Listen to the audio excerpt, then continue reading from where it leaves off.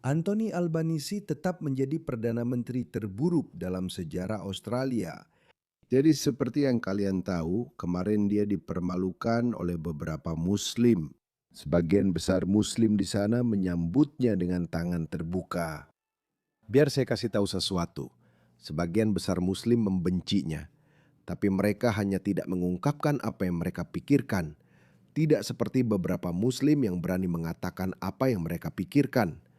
Dengarkan laporan Channel 7 ini. Di Sydney, terjadi kericuhan di Masjid Lakemba usai kunjungan Perdana Menteri menjadi kacau dan mencekam. Anthony Albanese diamankan setelah sebagian orang di kerumunan memaki dan lainnya mencoba menahan mereka. Perdana Menteri di Masjid Lakemba untuk merayakan Idul Fitri, sebuah momen perayaan dan berbagi. Anthony Albanese dan Menteri Dalam Negeri adalah tamu istimewa, namun tak semua orang menyambut mereka baik. Jadi, menurutmu semua Muslim lain yang hanya duduk di sana suka Anthony Albanese? Buktinya akan saya berikan nanti. Terus tonton. Para pemunjuk rasa Palestina, tolong hormati masjid ini. Hormati kami, kalian tidak perlu. Perdana Menteri dikecam. Katakan terhormat, dia tanggungjawab spektrum itu. 1 juta orang. Pemunjuk rasa ditahan jamaah lain. Albanese, apa yang kamu lakukan di sini? Berani sekali kamu datang. Ini adalah tempat suci kami. Sebelum digiring ke tangga depan dan bertemu polisi, ia meluapkan kemarahannya pada pemimpin masjid. Kalian tidak mewakili kami lagi. Kalian tidak mewakili kami. Perdana Menteri dan Menteri segera dikawal keluar dari gedung oleh petugas keamanan mereka. Di luar, ejekan makin banyak. Perdana Menteri menyalahkan segelintir orang. Ya, ada beberapa orang yang mengejek. Beberapa orang tidak suka kenyataan bahawa kami telah melarang organisasi ekstremis seperti miliknya. Tapi dengar, Media sosial miliknya memberikan sudut pandang yang sangat berbeda tentang pagi itu. Meski ada reaksi atas kunjungan Perdana Menteri dan Menteri Dalam Negeri pagi ini, Asosiasi Muslim Lebanon tetap akan berinteraksi dengan pemimpin politik dan berjanji tetap membuka pintu. Di saat emosi tinggi, saya bilang ke komunitas, kalian harus strategis untuk hasil perjuangan yang lebih baik. Apakah kamu mendengarnya? Kamu harus bersikap strategis. Apa maksud mereka dengan itu? Maksud mereka, apa kalian sebodoh itu? Apa yang kalian lakukan? Jangan biarkan topeng kalian lepas. Kita tahu kita benci orang ini. Kita tahu dia pendukung genosida. Kita tahu orang ini adalah boneka Israel. Itu yang mereka pikirkan. Karena seperti yang sudah saya katakan sebelumnya, orang-orang ini tidak akan pernah puas apapun yang kamu lakukan. Anthony Albanese sudah banyak berkontribusi untuk komunitas ini. Inilah yang dilakukan Anthony Albanese untuk mereka. Memberi dana hibah miliaran dari pajak ke masjid, mengirim bantuan ke Timur Tengah, serta mengakui Palestina hingga dipuji Hamas. Hamas bahkan memuji Anthony Albanese karena mengizinkan pencari suaka dari Gaza yang dikuasai Hamas masuk Australia tanpa pemeriksaan. Kalau tidak salah, sekitar 4.000 visa diberikan, atau setidaknya dia berniat memberikan sebelum Badan Intelijen kita, ASIO, turun tangan dan berkata, tunggu dulu. Dan pihak oposisi juga memprotes hal itu. Sebenarnya saya tidak tahu berapa banyak orang yang datang, tapi intinya, Australia di antara negara maju dan industri adalah satu-satunya negara yang menerima begitu banyak pengungsi dari Gaza yang sangat politis. Tanpa pemeriksaan, kami tak tahu siapa yang datang. Bisa saja mereka semua anggota Hamas. Diam-diam mencoba membawa kembali para istri ISIS. Sebagian besar dari mereka berasal dari Sydney. Mengizinkan para pendukung teror untuk berkabung atas teroris yang telah ditetapkan, Khamenei, di masjid-masjid. Itu juga terjadi. Dan dia sama sekali tidak melakukan apa-apa. Menyalahkan sayap kanan atas serangan teroris Islam di Bondi. Setelah serangan teroris di Bondi, dia tidak pernah menyebut kata Islam atau Islamis sama sekali. Menghadiri festival Ramadan dan pengambil alihan jalan untuk sholat sambil mengabaikan permintaan bantuan dari Donald Trump. Dia sama seperti Keir Starmer. Meski begitu, mereka tetap menyerang Albanese di masjid sambil berteriak Allahu Akbar dan menyebutnya anjing busuk. Apa artinya bagimu? Seperti yang saya atau Muslim itu katakan, kamu harus bersikap strategis. Kita tahu kita tak akan pernah berteman dengan mereka. Kalian harus bersikap strategis, kalian bodoh. Kalau kalian mulai berteriak, mulai ribut, kalian akan membuat orang-orang menjauh. mereka akan muak dan lelah dengan kita. Dia tahu ada yang menentang Anthony Albanese, jadi jangan beri tekanan berlebihan. Jika tidak, dia bisa bergabung ke pihak kita. Itu maksudnya dengan bersikap strategis. Intinya, jangan sampai topengnya terbuka. Lihat ini.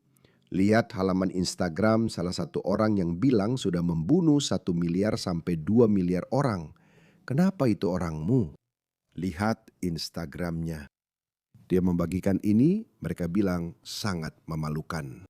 Mereka menghujat Asosiasi Muslim Lebanon yang cukup ekstrim. Satu-satunya kesalahan mereka adalah menjaga agar topengnya tidak terbuka.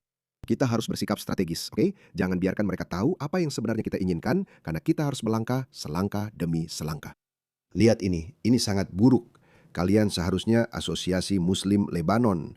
Pria ini secara terbuka mendukung perang ilegal, kini mengebom Lebanon dan ingin memperluas perbatasan Israel hingga Sungai Litani.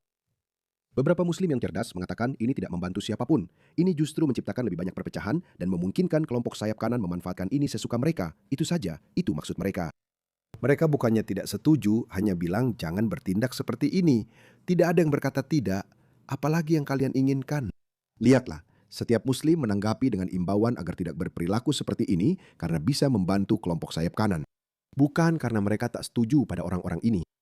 Kamu benar menegurnya karena memanfaatkanmu untuk memperbaiki citranya setelah bersikap tidak hormat dan menghina komunitas Arab. Jika anggota Dewan Masjid Lakemba bukan munafik, munafik berarti orang bermuka dua dan kata itu sering disebut dalam Al-Quran. Karena itu, beberapa Muslim berusaha tetap teguh dengan berpura-pura sejujur mungkin. Karena jika kamu meyakini sesuatu di dalam hatimu, tetapi tidak mengucapkannya dengan mulutmu, maka Allah menyebutmu sebagai munafik, yaitu orang yang bermuka dua. Jadi itulah mengapa Muslim-Muslim ini berkata, tidak, kami tidak takut pada siapapun. Kami akan memberitahumu bahwa kami menginginkan syariah di Australia. Kami menginginkan syariah di Inggris. Jika kamu tidak mengatakannya, kamu adalah munafik. Ini seharusnya menjadi keyakinan setiap Muslim pada Al-Quran. Apa rahasiamu yang dipegang para politisi ini? Apa yang membuatmu berdiri bersama mereka dengan mengorbankan rakyatmu sendiri? Satu lagi yang marah. Jadi ada begitu banyak pesan marah yang ditujukan kepada Asosiasi Muslim Lebanon. Asosiasi Muslim Lebanon kadang setuju dengan mereka. Organisasi Muslim Lebanon bilang harus bersikap strategis dan tidak selalu berbeda pendapat. Apa maksud strategis? Kamu ingin tahu? Ini maksud mereka dengan strategis. Dengarkan orang ini. Amerika. Baik, jika kita tak ingin mereka terapkan sekularisme.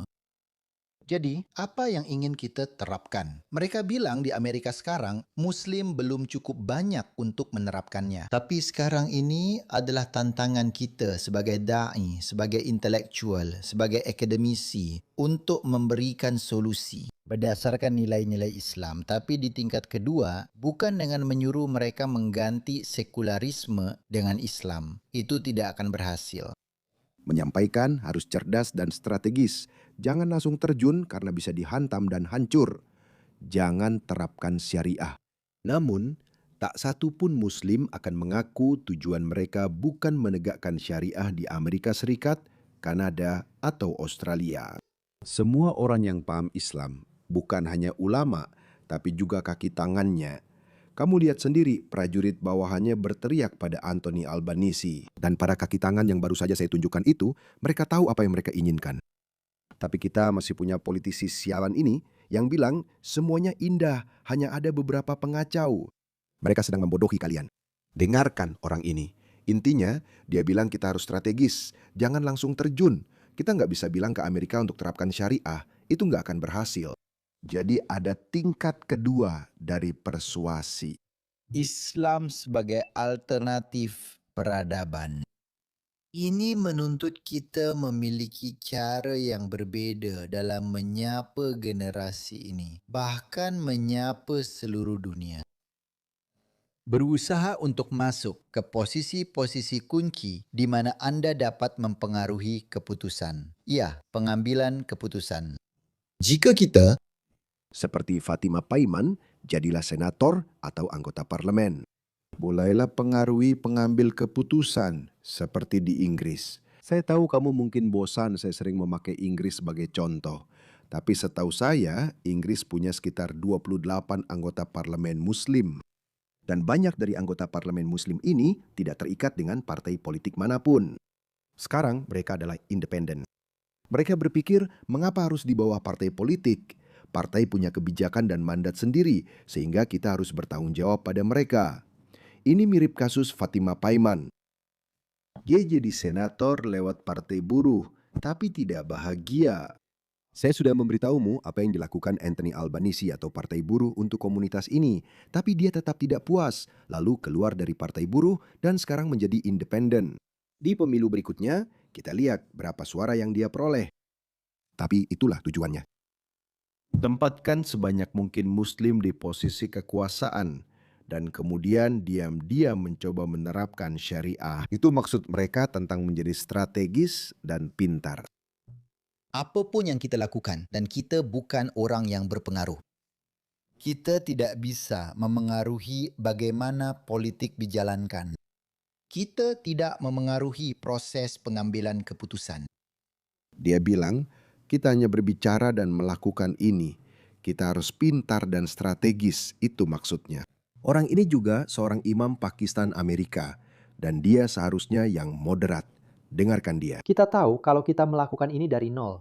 Dari 0 sampai 100, orang-orang akan berkata, kita tidak akan menerima hal seperti ini.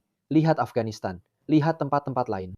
Orang-orang sadar perubahan tidak terjadi drastis dalam semalam. Misal, ada partai Muslim masuk lalu mulai berubah, paham kan? Kami ingin memastikan tidak ada penjualan alkohol. Jadi, bisakah kita untuk sementara, karena apapun yang dilakukan bukan pengganti syariah. Bukan, ini program untuk akhirnya menerapkan syariah. Akhirnya, sampai ke sana diam-diam, itu maksudnya. Setelah Anda melihat beberapa pendukung akar rumput Muslim biasa mengecam Asosiasi Muslim Lebanon karena mengundang Anthony Albanese, dengarkan lagi orang ini. Bahkan saluran-saluran belum mengundangnya, dia tidak paham. Meski ada reaksi atas kunjungan Perdana Menteri dan Menteri Urusan Dalam Negeri pagi ini, Asosiasi Muslim Lebanon tetap akan berinteraksi dengan pemimpin politik dan berjanji pintunya tetap terbuka. Lihat, dia menganggap semuanya. Mereka ingin dialog tetap berjalan dan terus berinteraksi. Bukan itu maksudnya, kamu melewatkan poin paling jelas. Di saat emosi sedang tinggi, Saya katakan kepada komunitas saya, kalian harus bersikap strategis jika ingin mendapatkan hasil yang lebih baik untuk perjuangan kalian. Dan dia berasal dari Federasi Dewan Islam Australia. Kalian harus bersikap strategis, teman-teman. Apakah kita akan strategis atau tetap dibodohi politisi bodoh seperti Anthony Albanese? Saya baru saja membacakan daftar tindakannya. Semua itu seharusnya tidak dia lakukan. Saya menolak sebagian besar hal itu. Semua yang saya tahu dia lakukan. Pauline Hanson benar-benar tepat. Pauline Hanson mengatakannya sebulan lalu. Berikut ucapannya. beberapa tempat di pinggiran barat Sydney kurang diminati orang Australia. Untuk pergi ke sana atau kamu tidak diterima. Dan selama kampanye media singkat hari ini, dia fokus. Mereka tidak ingin masuk ke beberapa daerah pinggiran kota tertentu. Dan saya sendiri sudah pernah ke sana dan melihatnya. Kamu merasa tidak diinginkan. Kamu tidak ingin berada di sana. Lakemba. Apakah kamu pernah ke sana? dia salah. Tidak. Semua orang Australia dipersilakan datang ke Lakemba. Kamu mempermalukan Perdana Menteri Australia yang mendukungmu. Apa yang akan kamu lakukan pada orang seperti Pauline Hanson? Kemanapun kamu pergi, orang-orang tersenyum padamu. Kemanapun kamu berjalan, orang-orang tersenyum padamu. Pauline Hanson sangat membenci negara ini. Menurutku, dia sebaiknya berkemas dan pergi. Wanita dari orang-orang ini. Sekarang giliran kalian anak-anak. Kita harus menyatukan negara ini. Kemarin aku men-tweet soal ini. Bilang inilah arti Hanistan. Coba lihat apa yang mereka jual di toko buku sana. Ini toko buku Islam di Lakemba. Kamu ke bagian tanda-tanda kiamat, lalu ke 820 tentang pertempuran Muslim dan Yahudi di akhir zaman. Hari kiamat tidak akan terjadi sampai kaum Muslimin memerangi orang-orang Yahudi dan kaum Muslimin akan membunuh mereka. Seorang Yahudi akan bersembunyi di balik batu dan pohon. Batu dan pohon itu akan berkata, "Wahai Muslim Abdullah, ada seorang Yahudi di belakangku, jadi datanglah dan bunuh dia." Satu-satunya pengecualian adalah pohon karkat yang merupakan pohon milik orang Yahudi. Sangat menarik. Bagaimana ini bisa diizinkan? Bagaimana itu tidak termasuk undang-undang ujaran kebencian baru? Mari lihat beberapa komentar umat Muslim. Sangat menjijikan. Satu masjid penuh dengan orang, tapi hanya satu yang berdiri. Hanya satu yang berdiri. Sebenarnya 2 atau 3 orang yang berdiri, itu saja. Mereka mengeluh tentang hal itu. Mereka bilang seharusnya lebih banyak yang berdiri. Semuanya. Umat ini, maksudnya komunitas muslim ini, komunitas muslim pan-Islam, bukan hanya komunitas muslim dari Pakistan. Mereka punya impian untuk mendirikan khilafah global, di mana semua muslim bekerja menuju tujuan yang sama. Umat ini perlu bangun. Mengapa politisi hadir di sholat Id? Ini momen suci, bukan ajang promosi. Jangan undang politisi ke sholat Id. Tidak bisa diterima polisi menangkap salah satu dari kita saat sholat Id. Salah satu dari kita. Ini seorang wanita. Sisa komunitas muslim seharusnya keluar dari sana. Apalagi setelah melihat Syekh diantar keluar oleh polisi. Oh, HBB. Seorang bayi muslim, dia bertanya, kenapa kamu mengundangnya? Bukan dia yang datang sendiri. Memuliakan tamu adalah bagian dari imanmu. Yang menyedihkan, kita masih seperti domba dan hanya sedikit yang berani menanggung akibat sendiri. Masih ada lagi tentang itu. Lihat ini. Apa ini teman-teman? Kita bahkan tidak menyadari ini. Anthony Albanese duduk di bawah dan imam ini duduk di atas. Seolah-olah dia semacam pemimpin tertinggi. Penghinaan macam apa itu? Jika saya Anthony Albanese, saya akan bilang turun.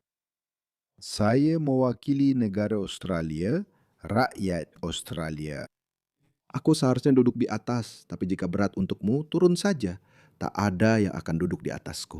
Tapi Perdana Menteri kita yang penurut duduk di lantai tanpa sepatu, seperti katak. Memang tidak boleh pakai sepatu di masjid. Saya juga akan begitu. Sebenarnya saya tidak akan ke sana. Lihat ucapan Muslim ini. Bisakah kamu bayangkan di Ramadan mengusir seorang mukmin, apalagi syekh, tapi malah mempertahankan pria yang 2,5 tahun menolak berhenti kirim senjata ke Israel? Mereka membenci Anthony Albanese meski sudah banyak menjilat. Inilah hasilnya. Tracy adalah mu'alaf. Oke, saya rasa ada bedanya.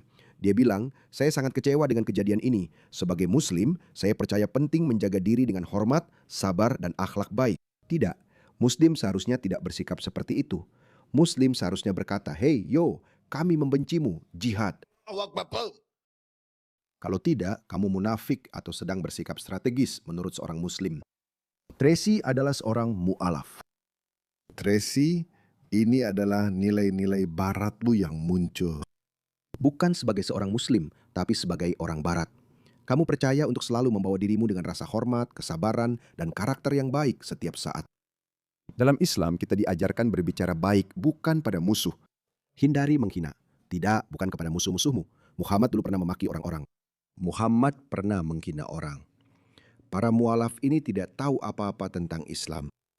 Lihat yang satu ini, sebuah masjid Lebanon mengundang seorang pria yang secara terbuka mendukung pengeboman Lebanon. Kami punya anggota keluarga yang ketakutan dan bersembunyi karena perang ilegal ini yang dia dukung. Dia tak ada hubungannya dengan itu, bodoh. Ini menyedihkan. Harus ada pria Tionghoa di komunitas kita yang menyampaikan pesan itu. Saya benar-benar muak. Selamat Idul Fitri semua. Kenapa pakai emoji tertawa? Apa maksudmu perang ilegal? Pemerintah Lebanon memang ingin menyingkirkan Hizbullah, itu benar. Semoga Allah membalas kebaikanmu, saudara Muhul Isma. Orang yang berteriak, 1 miliar apa? 1 miliar apa? Kamu membunuh 1 miliar. Lalu dia mengubah angkanya menjadi 1 juta. Tentukan sikapmu. Perhatikan kutipan mereka. Dia mengutip Muhammad. Salah satu sahabat bertanya, apakah kita akan kalah atau dipermalukan di masa depan karena jumlah kita sedikit? Muhammad mengatakan akan datang masa ketika dunia tak lagi takut pada Muslim. Ia bertanya, apakah itu karena jumlah kita sedikit? Muhammad berkata, kalian akan banyak, tapi seperti buih di lautan.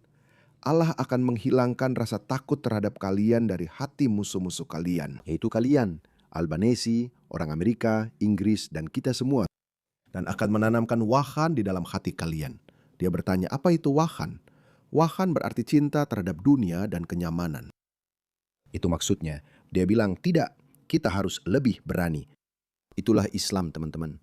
Ideologi ini bertentangan dengan nilai-nilai Barat dan tidak menyukai gaya hidup Barat. Saya tahu pertanyaannya, lalu apa-apaan yang kamu lakukan di sini jika kamu tidak suka kenyamanan duniawi?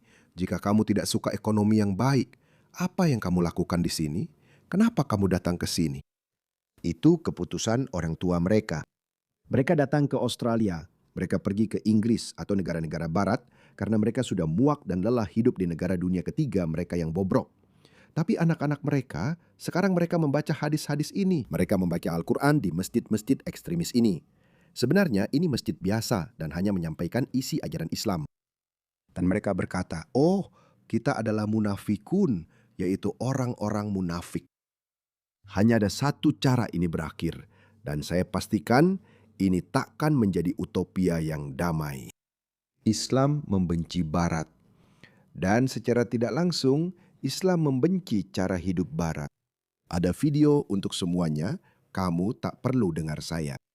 Orang-orang ini bukan ekstremis. Orang-orang ini hanyalah Muslim biasa. Lihat ini. Dari agama kita, kita harus membenci mereka karena Allah. Kita mencintai apa yang Allah cintai. Dan sebaliknya, kita membenci apa yang Allah benci. Jangan bertele-tele. Kita tidak saling mencintai, tidak sejalan, bukan teman. Apakah itu masuk akal? Kita adalah musuh. Sangat sederhana. Tidak ada integrasi. Tidak ada multikulturalisme. Tidak ada keberagaman. Tidak ada toleransi. Saya punya agama saya sendiri. Kamu punya agama kamu sendiri. Kamu punya demokrasi kamu. Kami punya syariah kami sendiri. Kamu punya pergaulan bebasmu sendiri. Kami punya nikah kami sendiri. Punya kecurangan sendiri di pasar. Kartu kredit sendiri. Kami tahu. Kami punya sistem ekonomi sendiri. Kami punya kebijakan luar negeri sendiri. Kami punya agama sendiri. Mereka memberitahumu setiap hari, menggembar-gemborkannya. Mereka mempraktekkan dan langsung menunjukkannya padamu. Tapi kita masih punya para idiot woke. Jadi tidak. Ini mirip komunitas multikultural lain. Sepertinya belum pernah ada dalam sejarah bangsa yang begitu terobsesi menghancurkan dirinya sendiri.